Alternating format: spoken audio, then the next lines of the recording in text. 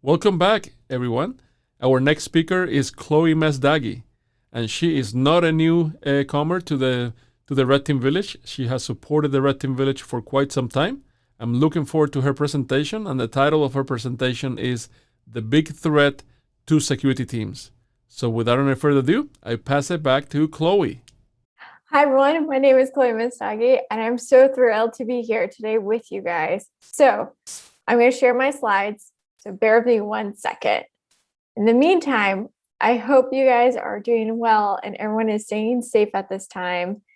I'm just so looking forward to things getting better, and it seems like there's hope on the horizon, which makes this talk even easier in many ways, because today we're going to talk about burnout, and I'm thrilled to do this with you today. All right, I'm going to stop sharing my video because I want to focus on the slides, which is the real reason why we're all here today, right? Anyway, welcome to Burnout, the greatest threat to your organization's security. A little bit about myself. Once again, my name is Chloé Messdaghi, and I am the co-founder of WOSEC and Hacking is Not a Crime. I'm also the founder of We Are Hackers, and I am a growth strategy consultant. Basically, what I do is that I grow out startups, making sure that their branding and their positioning as well, but also organization is like it's not necessarily flawless, but I try to make it as flawless as possible so then it reduces any burnout in the organization itself, but also to have better transparency and leadership so that everyone's on the same page to move forward together and having a good environment where people feel included. If you want to know anything about me, feel free to go to standoutintech.com. So this may look familiar to you. So this was back at RSA conference last year, and we were full of hope of the new year. We hugged, we shook hands, we attended events full of people, and we had drinks, we had food together. We even leaned in to hear each other at a busy event and maybe shouted a little bit to hear the other person. But we basically were enjoying life. Some of us went to karaoke. Some of us just, we knew that there's a possibility that things could get worse for the pandemic, but we weren't sure how fast it was going to happen, if it was going to happen, like what was going to end up happening. But we all had this faith and belief that, we'd be pretty much safe, hopefully. But it was a glorious time that day, because 2 weeks later, within those 2 weeks, we started hearing about our friends and colleagues basically starting to have some strange symptoms. I know that I ended up getting sick on the 12th day afterwards. I quarantined after the event just to be on the safe side. And I remember I got so sick and I couldn't believe what was going on. And it took a while to get back to normal.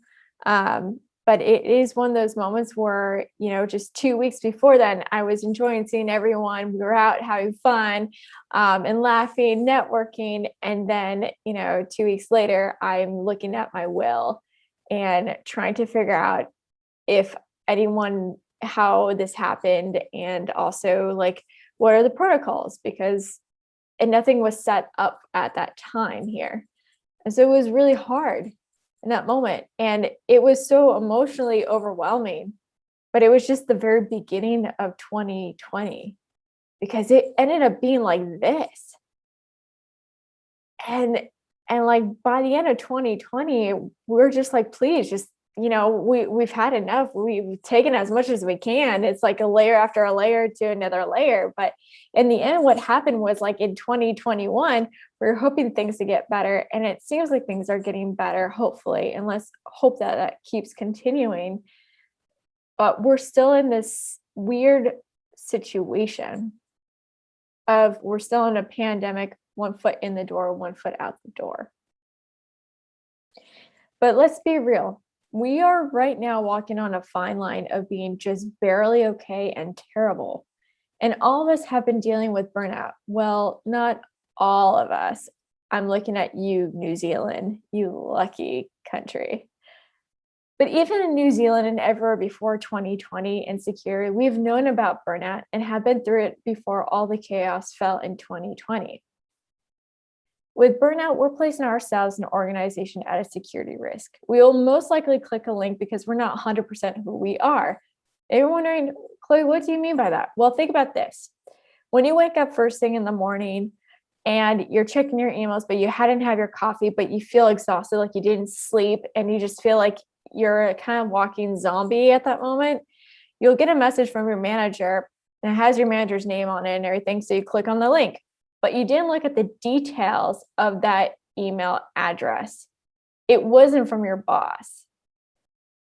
The reality is that we're most likely to click on a link because we're not 100% present. When we're burnt out, we're running on a very low battery. So we are not using all of our capacity. So we don't have the moment to like dive into, should I click on it? Should I not? Do I need to look at the details? Because we usually can get like that when we're a little bit more awake and less exhausted.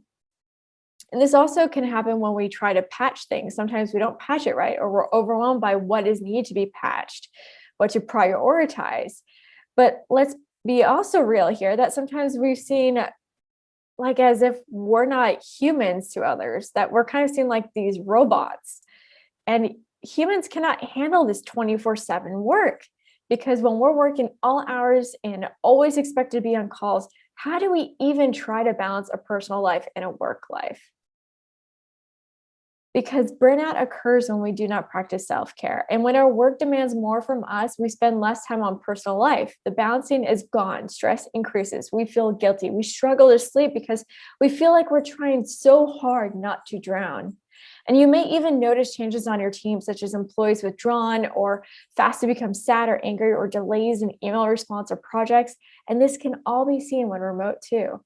And right now, working from home and remotely has increased the number of hours worked, increased expectations as well, and has really increased the blurriness of work time and limits. And some people have basically they quit because they cannot handle this juggling of work and personal life, and because their company failed them. With being more flexible and having better practices of inclusion and equity, we saw a good number of women leaving the field. And that's because the flexibility is not in existence quite there yet in our industry. We still have a relatively new industry. So it hasn't really worked out how to practice inclusion and equity because it's such a brand new industry that hasn't even talks about it, but don't do anything about it. But I want to even be more blunt here, which is that in InfoSec, we haven't had a 9-to-5 job for years, or even if we ever had one. And this is the contributing factor because employers push employees to work from 9 to 5 and yet send emails, text messages, Slack messages before and after hours. And this places you and your team at a losing situation because they feel obligated to respond. And this is why the burnout cycle continues. For those who are not aware of what burnout starts to form and look like, it can be that it used to take a few minutes to respond to an email. Now it takes an hour or so. You feel exhausted and trapped. You may even feel empty. You push yourself to a breaking point where you're no longer coming up with ideas, but rather taking meds to help with aches. You feel overly anxious over events and deadlines, and you can easily cry or get angry faster than usual. You may not respond to friends and family when they call or text for some time, and then that guilt starts entering. Your personal life is slipping. Your life is now your work, and you start to feel unappreciated for the work at your work, and then become resentful at your work, and then end up hating and dreading your job. And this is the moment you may lose your team members, because what we have been doing is putting our employees at a huge health risk. And no matter how much sleep you get, you just feel so exhausted, emotionally depleted, which can mimic depression. You may even struggle to sleep, such as trouble falling asleep or staying asleep. And when we're stressed out, cortisol increases, and it gets hard to shut down our minds, which causes us to toss and turn and reduce sleep or even get enough REM. And when we don't get proper sleep, stress levels increase and mental state can start shifting to anxiety and depression symptoms. When we're overly anxious or experiencing depression symptoms, we start to get sick way more often, such as gastrointestinal issues, headaches, infections, colds, flus, cold sores, rashes, or irritated skin, even lower immune system. And when our immune system is so low and stress is so high, your joints and muscles get stiff because your body is on a survival mode, thinking that there's like some sort of perceived threat out there. And it can even turn to muscle weakness and fatigue. If left untreated, prolonged stress increases high blood pressure, heart attacks, and strokes because there's too much adrenaline and cortisol over an extended period. Clearly, burnout is not a joke at all. It's extremely serious, and we have a real problem in our industry that's leading our colleagues and ourselves into this situation. And I want to point out that just recently, the WHO came out with a study showcasing those that work extra long hours, they're more likely to deal with severe chronic health issues such as stroke and heart attack. And this is part of that burnout conversation, that when we're working over the hours expected of us, it's too much on our body. Because the reality is that when our mental health is off, our physical health is off. When our physical health is off, our mental health is off because they work together. And us ignoring mental health for the longest time in this industry is why we're in this place in the first place. So let's talk about this. Let's look at the results of our industry by working in security, that high demand of 24/7 around the clock. So here are some facts about CISOs, and this came out in dark reading on 2020, but I want to state that these statistics are more like 2019 and that these numbers are probably significantly higher because 2020 and 2021. But 21% of CISOs said that they've taken a leave of absence because of a job-related stress, and 41% of CISOs took this significant step even though many report being afraid to take sick days, and 35% neglected to take all their allotted time off. 48% of CISOs said that their work stress has impacted their mental health, while 35% said it impacted their physical health. 40% of CISOs said that their work stress has impacted their relationships with their families or children, and 32% it has impacted their relationships with spouses or romantic partners, and 32% said that it has impacted their relationship with friends. 23% said that they've been using medication or alcohol to manage the stress. And 94% of American CISOs and 95% of UK CISOs reported working more than their contracted hours, on average 10 hours per week more. In addition, 83% of American C-suite execs and 73% of UK execs confirmed they do indeed expect security teams to work longer hours. And they're not paid for those longer hours either. In other words, we are expected to work beyond normal work hours. The CISO is the manager, the leader. Having someone who is burned out that leads can become so dangerous to employers, but also to employees. It also creates security risk, increasing the possibilities of managerial issues. Coping with such issues can lead them to self-medicating on the job and walking a very thin line of what is appropriate. But once again, this is not a CISO's fault. It is a system that is broken, an industry that isn't sufficient in the long run. It is this industry that continues to fail us and runs on people being burned out. Take a moment here. We have a foundation that doesn't empower us. We have a foundation that disempowers us in every single way. There is no wonder we have a rotating door and mental health crisis in our industry. And I'm about to show you why it's like this. So why are we burned out? By being in security, we're monitoring and operating 24/7. Sometimes we work throughout the middle of the night. Sometimes we cannot sleep well because we're always at the edge of our seat when it comes to security, because we know attackers work all hours. And we're always worried when a breach will occur because we all know that there was a breach. It would be an ad hoc style to fix it. Don't believe me? According to the Poneman Institute, while security response planning is slowly improving, the vast majority of organizations surveyed, 74%, are still reporting that their plans are either ad hoc, applied inconsistently, or that they have no plans at all. Additionally, more than half, 52% of those with security response plans, said that they have never reviewed or had a set time period for reviewing or testing those plans. Now, with COVID-19 and working from home, how many of these plans have been updated? Yeah, this is one of the reasons why there was a 400% increase of successful breaches. So instead of doing better planning and having less disruption, we tend to do this one thing, which is we throw tools at the problem because it's so much easier to throw a tool at something versus trying to understand the human element role that plays here. And spoiler alert, we're actually making the situation way worse by doing so. Because when we add tools to it, guess what? It's not on the plan and coordination is off. And these third-party tools, we have no idea how secure they really are. Are you feeling stressed out yet? Perhaps cortisol levels rising? No? Well, then I want you to imagine a situation. Imagine you're part of a crew and you just found out that your ship is sinking.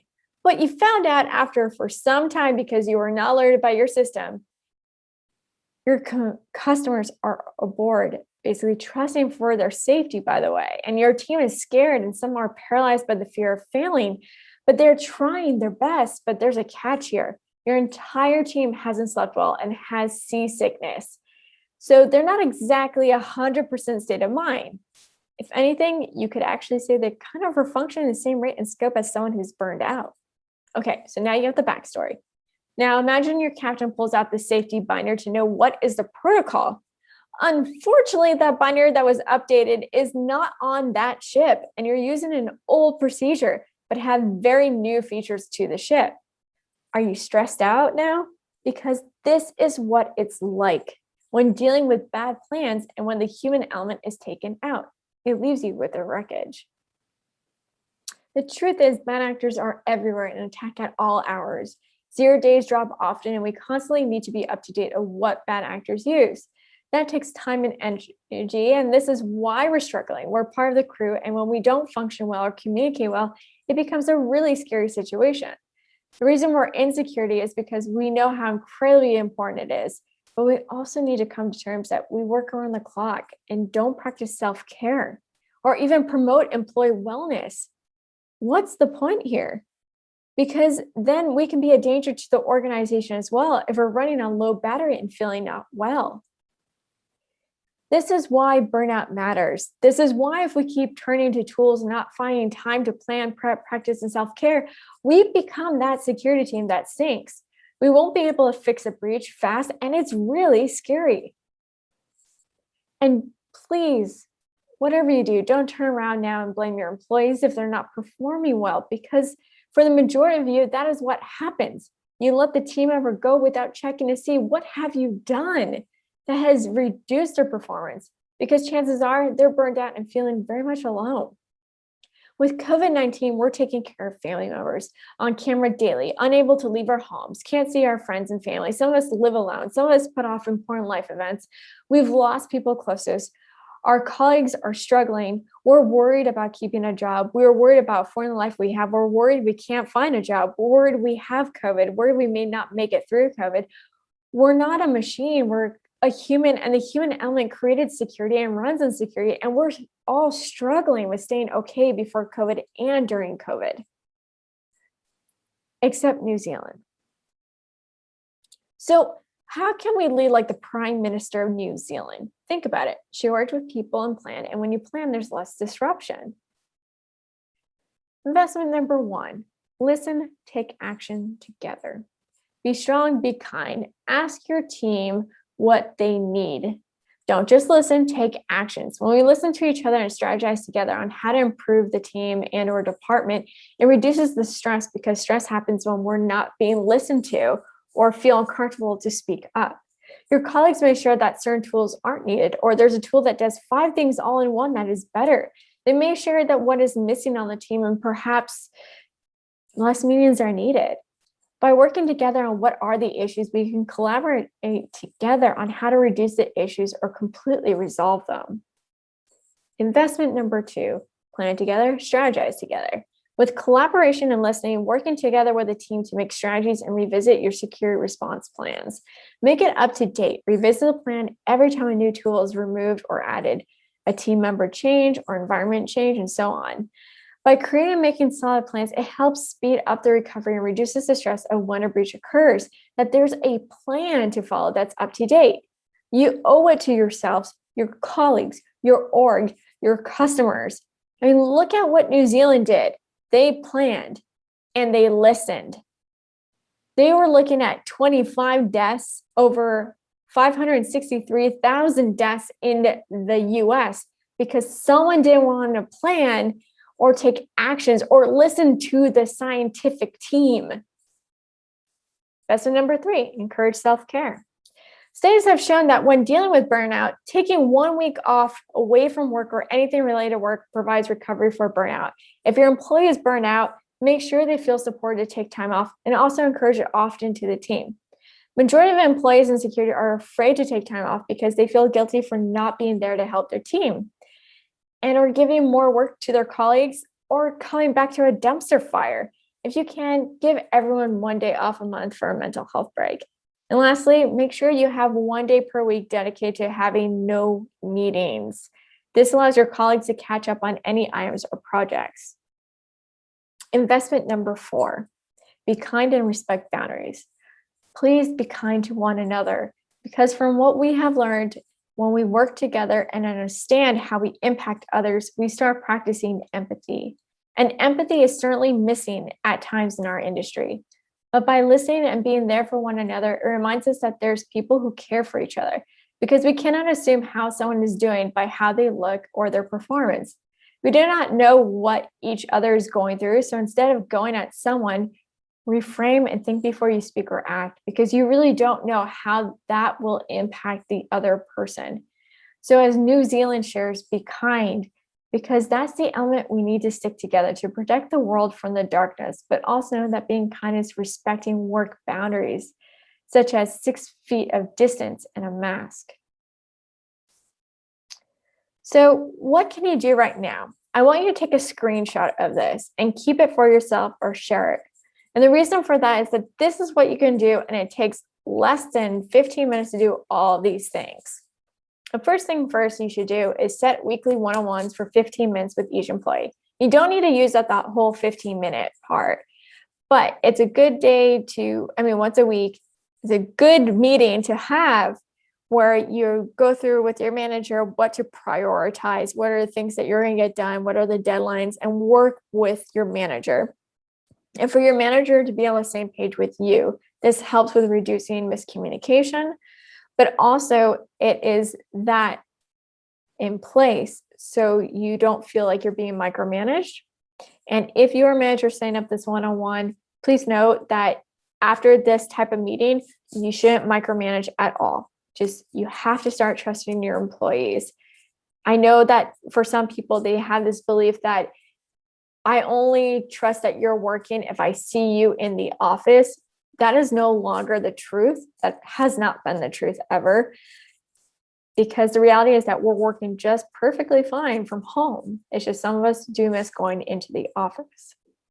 So set the one-on-ones to reduce the micromanaging, but also it shows that there's trust present and it allows for you to build a relationship with your colleague. Next step, which is make Monday or Friday a no meetings day. Once a week, you should have no meetings for anyone on the team. This allows for them to do all the things they need to do if they're behind schedule to focus on those things. Monday and Friday is good because if you ever have a holiday, it's usually on a Monday or a Friday, so it doesn't interrupt the work week in a sense. Set up a meeting with the team to explore ways to improve together is the third thing you can do. And what this looks like is setting up a meeting, maybe a week out from now or, in 2 weeks from now. And in there, have it for 1 hour and ask for your team to join it and make it something really important, which basically you sit around a round table and collaborate on how to do better on strategy and planning on the security team. Find out what tools are good, which ones aren't. Also, what are things that you can do as a manager that will help your team out? I think the one thing that we can all take away is always asking for suggestions, and which is like, how can I be a better leader or how can I be a better employee? And I think that's something that we should ask around always. It's always good for us to try to improve on ourselves too, because it's it's a two-way street here. You have to work on yourselves too. It can't just be on one other person. Lastly, create an anonymous survey. You can create an anonymous survey for people to submit how they are feeling, if they feel like if the work environment is healthy or not. But you have to make sure it's anonymous, because there are going to be people that are not going to participate because they're afraid that it isn't anonymous. So that's one thing to keep in mind, is that not everyone's going to speak up. But if you do notice that there's certain people that never do speak up, it might be because they don't feel included, or they feel awkward to talk about these things because they don't feel respected in the environment, or they're unsure about the environment, or they're nervous about talking about those things. So please do keep that in mind. And lastly, remember, when we work together and listen to each other, magic does happen. When we work together and making sure people get personal time off without them fearing of taking time away, we are then becoming collaborative. When we collaborate, we reduce the stressful items that hold back the team from thriving. When we focus on balancing work and personal life for everyone, that's when we no longer have that dumpster fire and burnout as a security concern no more, because we know we're human and the human elements rule the world that we live in.